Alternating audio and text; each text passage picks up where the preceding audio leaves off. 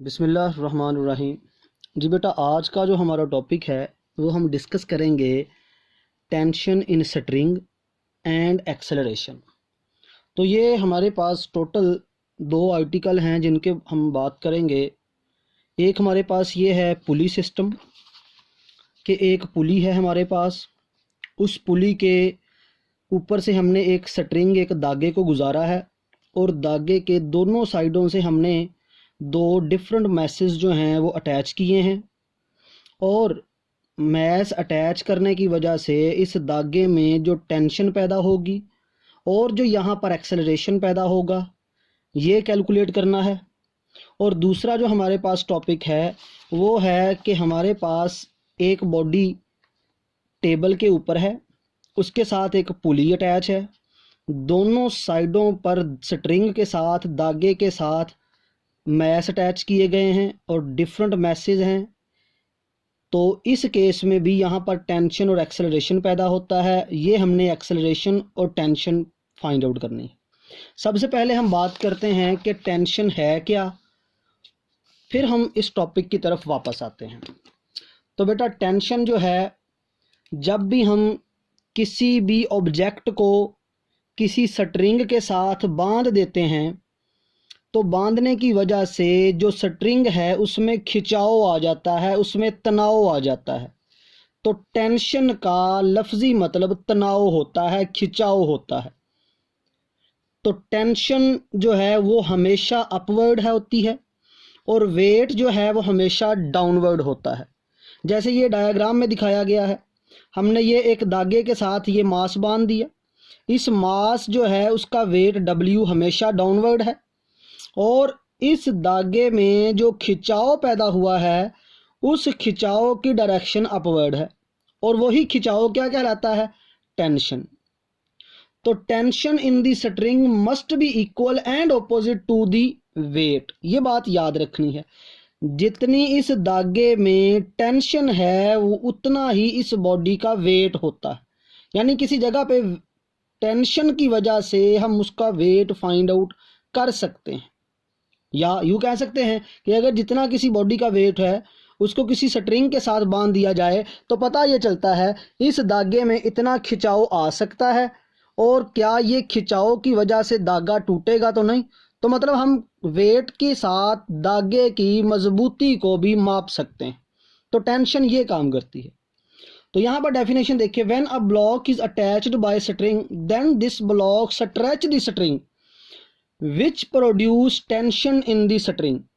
मतलब जब हम किसी भी ब्लॉक को, किसी भी ऑब्जेक्ट को अटैच करते हैं धागे के साथ, स्ट्रिंग धागा, then this block stretch the string, तो वो ब्लॉक क्या करता है? रस्सी को या धागे को स्ट्रेच कर देता है, खींच देता है, जो क्या पैदा कर देती है? उसमें टेंशन। अब हमने जो करना है बेटा वो काम है calculate tension and acceleration by pulley. और पुली कौन सी है? फ्रिक्शनलेस। यानी ऐसी पुली के ऊपर हमने धागे को गुजारना है जिसके पास किसी किस्म की फ्रिक्शन ना हो। तो ये आपके पास अपरेटस या सेटअप एक दिखाया गया है, इसका नाम याद रखना है। इसको कहा जाता है एटवुड मशीन। पुली के ऊपर से धागे को गुजारना, दोनों साइडों पे मास को बांधना, इस पूरे सिस्टम का नाम ये आपने याद रखना है, एटवुड मशीन है। अब ये हमारे पास जो मैस है इसको M1 मैस कह दिया गया जो A ब्लॉक है, और जो ब्लॉक B अटैच किया गया है उसको मैस M2 कह दिया गया है। और आपने ये बात याद रखनी है कि जो ब्लॉक A है वो ग्रेटर है ब्लॉक B से। A block is greater than block B। So हम कह सकते हैं mass M1 is greater than mass M2।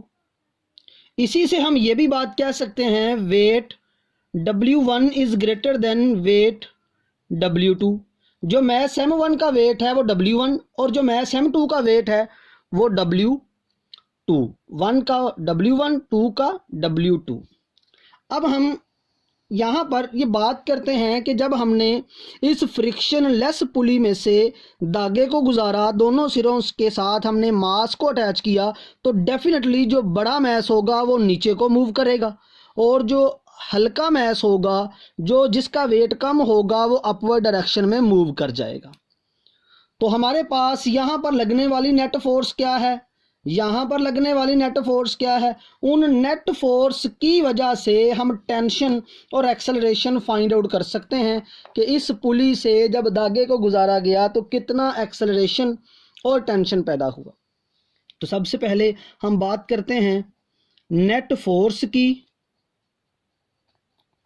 For a, यानी बॉडी ए जो है, बॉक्स ए जो है, उसके लिए नेट फोर्स किसके बराबर है, force F is equal to, अब देखें वेट है इसका W1, तो W1 minus T, T is the tension which is produced when block attached with a string, और टेंशन की डायरेक्शन अपवर्ड है, वेट की डायरेक्शन डाउनवर्ड है, इसलिए यहाँ पे W1 माइनस टी लिखा।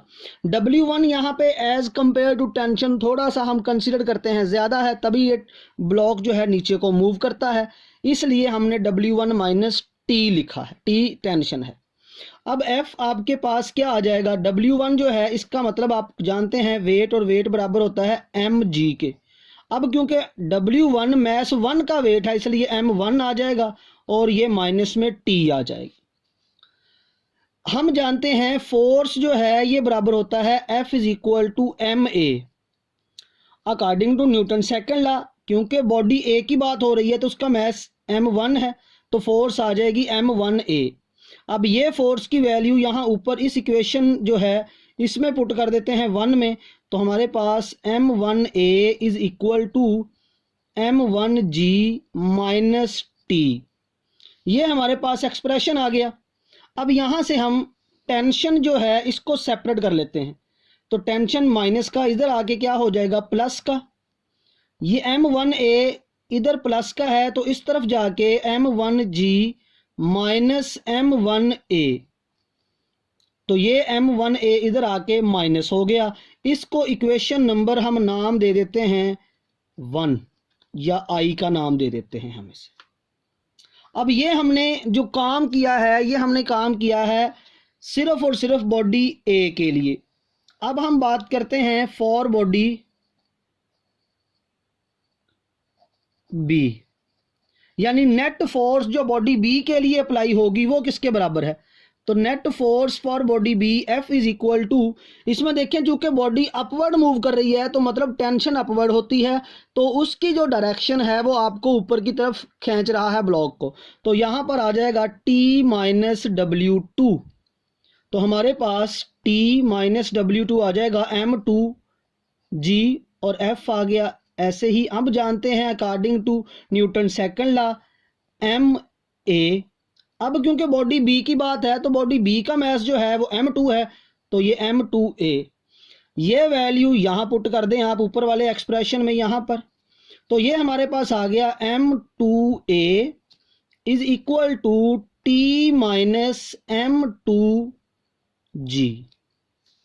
अब ये हमारे पास एक्सप्रेशन आ गया फॉर बी के लिए, और ये एक्सप्रेशन आया था I1 ये हमारे पास ए के लिए। ये m2g इस तरफ आके m2a plus m2g is equal to t, तो ये हमारे पास दूसरी इक्वेशन आ गई जिसे I2 का नाम दे देते हैं। तो ये है हमारे पास टेंशन फॉर बॉडी बी और ये है टेंशन फॉर बॉडी ए। अब हम क्या करते हैं, सबसे पहले एक्सेलरेशन मालूम कर लेते हैं कि बॉडी ए और बी जो अटैच की गई है स्ट्रिंग से, बॉडी ए नीचे मूव कर रही है और बॉडी बी ऊपर मूव कर रही है, दोनों की मोशन के दौरान एक्सेलरेशन जो पैदा हो रहा है वो कितना है, वो जनरल एक्सेलरेशन हम पहले कैलकुलेट कर लेते हैं। तो 1 और 2 को अगर गौर से देखें तो दोनों साइडों पे आपको टी नज़र आ रहा है, मतलब ये टेंशन इसके बराबर है और ये भी टेंशन इसके बराबर है। और अब हम क्या करते हैं, इनको कंपेयर कर लेते हैं, यानी मवाजना कर लिया हमने, कंपैरिजन बिटवीन 1 एंड 2, इन दोनों का हम कंपैरिजन करेंगे।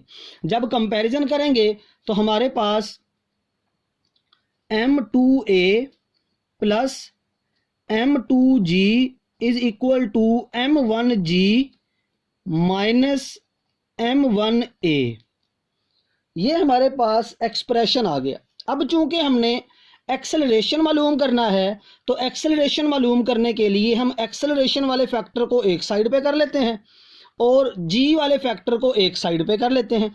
तो ये m1a और ये m2a, ये m1a जो है इधर आके ये माइनस का है तो प्लस का हो जाएगा। तो ये m2a plus m1a is equal to m1g, ये m2g इधर आके माइनस हो गया m2g, यहां से कॉमन आ गया a, अंदर बच गया m2 या m1 प्लस m2 या m1 प्लस m2, और इधर आप देखें आपके पास कॉमन फैक्टर जो आ गया वो आ गया g, और यहां पर क्या बच गया m1 माइनस m2। हमें जो कैलकुलेट करना है वो है एक्सेलरेशन, तो ये फैक्टर इस तरफ जाके डिवाइड हो जाएगा। तो a is equal to g m1 minus m2 divided by m1 plus m2। ये है हमारे पास एक्सेलरेशन जब एक बॉडी को हमने फ्रिक्शन लेस पुली के ऊपर से धागा गुजार के दो बॉडीज़ को अटैच किया, तो जनरल एक्सेलरेशन जो पैदा होता है वो इतना है। तो ये एक्सेलरेशन जो नीचे बॉडी आ रही है या बी जो ऊपर जा रही है, उनका जनरल एक्सेलरेशन जो है हमारे पास वो इसके बराबर आ जाता है, यानी m1 माइनस m2 उनको मल्टीप्लाई किया जाता है g के साथ और डिवाइड किया जाता है m1 प्लस m2 के साथ। अब हमने कैलकुलेशन करनी है टेंशन की, कि टेंशन जनरली टेंशन कितनी यहाँ पर क्रिएट होगी, यानी दोनों की वजह से, मोशन की वजह से जो टेंशन है वो कितनी है। तो इस पर्पस के लिए ये ए की वैल्यू आप चाहे 1 में पुट कर दें या आप ये ए की वैल्यू 2 में पुट कर दें, ये आपकी चॉइस है। दोनों में वैल्यू पुट करके आप कैलकुलेशन कर सकते हैं। यहाँ पर मैं ए के अंदर या 1 के अंदर या 2 के अंदर ए की वैल्यू पुट करूँगा, तो प्लस वाला ज़रा सिंपल हो जाता है सोल्व, तो हम प्लस वाले को लेके चलते हैं। तो हम यहाँ लिखते हैं जी पुट इन 2। तो ये जो दूसरे वाला है इसमें हम ये एक्सप्रेशन पुट कर देते हैं जी। तो दूसरा एक्सप्रेशन लिखते हैं पहले, t is equal to m2a plus m2g। अब t हमने फाइंड आउट करना है, तो a की ये वैल्यू यहाँ पुट करनी है आपने। तो हमारे पास m2 और a की वैल्यू है मल्टीप्लाई पहले g और m1 minus m2 divided by m1 plus m2 plus m2 और g, ये m2g एज इट इज़ आ गया। अब ज़रा देखें बेटा, हमारे पास इसका एलसीएम क्या आ जाएगा, इसका एलसीएम आ जाएगा हमारे पास m1 प्लस m2, इनको अंदर मल्टीप्लाई किया तो ये आ गया m1 m2 और g माइनस इनको मल्टीप्लाई किया m2g। अब ये दोनों 1 बाई 1 इससे मल्टीप्लाई होंगे। जब m1 को इससे मल्टीप्लाई करें तो ये आ जाएगा m1 m2g। अब इसको मल्टीप्लाई करें इससे तो ये आ जाएगा प्लस m2 और g। m1 प्लस m2 को अकेले अकेले को अलग अलग दोनों से मल्टीप्लाई करके ऊपर लिखना है। m2 ये माइनस का और ये प्लस का ये हो गए कैंसिल। तो देखिए आपके पास जो टेंशन बचेगी उसका एक्सप्रेशन नीचे आ गया m1 प्लस m2 और ये m1 m2g plus m1 m2g, एक ये और एक ये, तो ये आ गया 2m1 m2 और g। तो ये हमारे पास टेंशन आ गई स्ट्रिंग के अंदर, इस पूरे धागे के अंदर, इस पूरी रस्सी के अंदर जब उसको हमने पुली से गुजारा है। तो ये हमारे पास इसका फाइनल एक्सप्रेशन आ जाता है, ये इसकी फाइनल कैलकुलेशन आ जाती है। आपकी बुक में उसने इसको ऐसे सॉल्व करके नहीं लिखा, आपने ये लेक्चर को तवज्जो से समझना है और याद करना है। ये लॉन्ग क्वेश्चन में पूछा जाता है और बुक में ये सॉल्व इस तरह से नहीं किया, ये मैंने आपके लिए इसको बिल्कुल प्रॉपर तरीके से सॉल्व करके दिया है। इसको समझिए, याद कीजिए, आपको बहुत हेल्पफुल होगा।